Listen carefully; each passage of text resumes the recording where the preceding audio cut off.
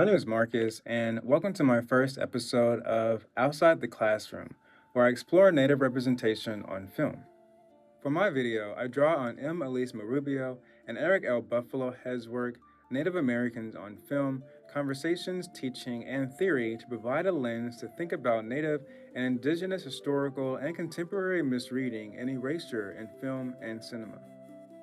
In Native Americans on Film, the author suggests Indigenous cinema as a part of the fourth wave of cinema.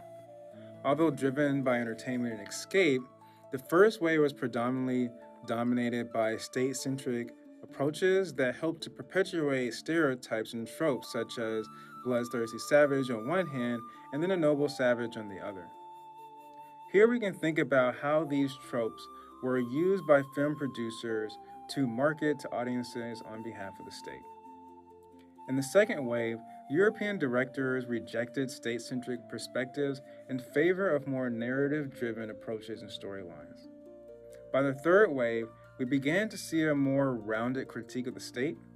Latin American directors during this period began to center decolonial stories within their narratives.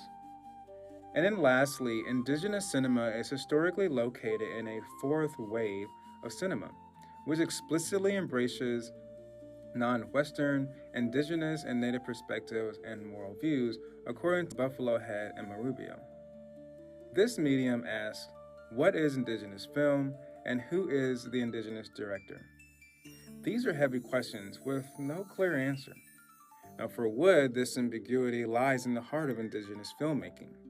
Indigenous cinema seeks to reorient and showcase a lens detangle the monolithic view of Native Americans.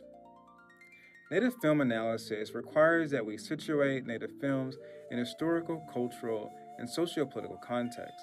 Most importantly, we must move beyond classic measures of analysis such as camera work, cinematography, lighting, editing, and storytelling. Despite the increased awareness of Native genocide and greater sensitivity to indigeneity on screen, Natives are still largely seen as one-dimensional. So my analysis will review three films: Older Than America, Night Raiders, and Rhymes for Young Ghouls. Now let's get into it. My first film was directed and written by Cree Georgina Lightning. Older Than America is a thriller or western about an Ojibwe woman, Rain, who has visions about children who had died at a local boarding school, located in contemporary Fond du Lac Native Reservation in northern Minnesota. One of the child ghosts, Walter, who we later learn is her uncle who had previously died at the boarding school, acts as a spiritual guide for Rain to allow her to not only uncover her family's history, but how these boarding schools were negatively impactful to the larger Ojibwe community. Our second film was directed and written by Canadian Mi'kmaq Jeff Barnaby.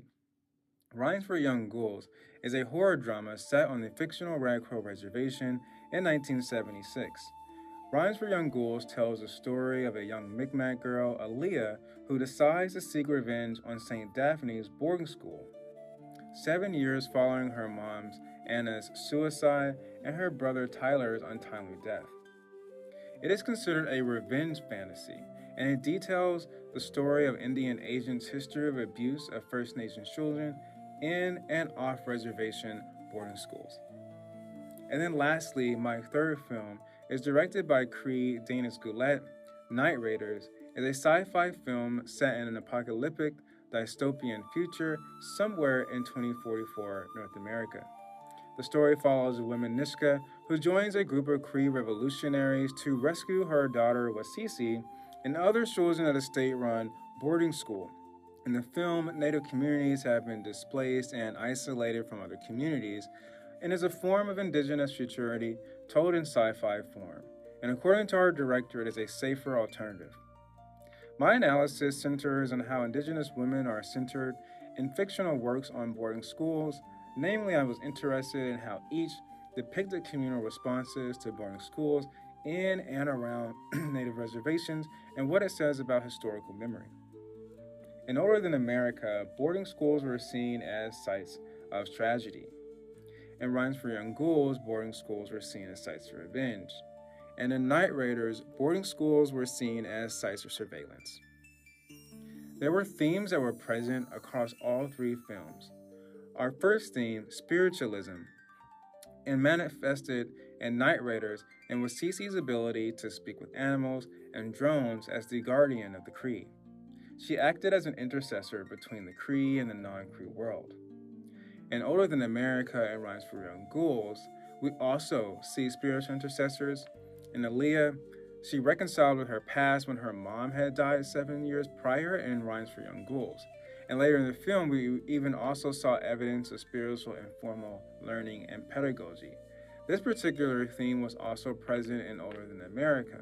In Older Than America, our main character had used Walter as an intercessor in order to understand her family's past and how this family past had also manifested itself within the larger Ojibwe community. Our second theme was native language on film. Indigenous language was seen across all three films, Cree and Night Raiders OTA, and Mi'kmaq and Rhymes for Young Ghouls. And our last theme was historical revisionism. Native Americans are seen in their everyday lives, and they are able to show the after effects of genocide and displacement. Here we're able to see an insider's perspective about the everyday struggles of alcoholism, suicide, and murder on Native communities. However, despite these traumatic incidents, Native communities remain strong. Additionally, all stories told perspectives of socio-political action, namely that characters experience individual, collective, and structural critical consciousness which led to socio-political actions in the future.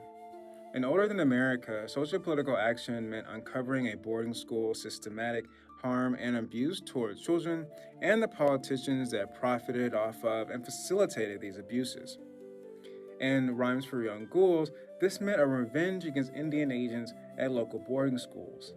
And then lastly, in Night Raiders, this meant rescuing children at an indoctrination-style military camp. In conclusion, collectively, these stories provide a revisionist narrative that centers and humanizes Native Americans, providing an educational lens that shows Indigenous women and Indigenous youth as active and engaged actors despite the traumas and abuses impacted on Native youth at U.S. and Canadian boarding schools. This despite how these traumas then manifest in contemporary communities as seen through seen and unseen consequences of imperialism on indigeneity. I'd like to thank you all for joining me on my first episode of Outside the Classrooms. If you like this episode, then I encourage you to follow, like, and subscribe for more. Thank you.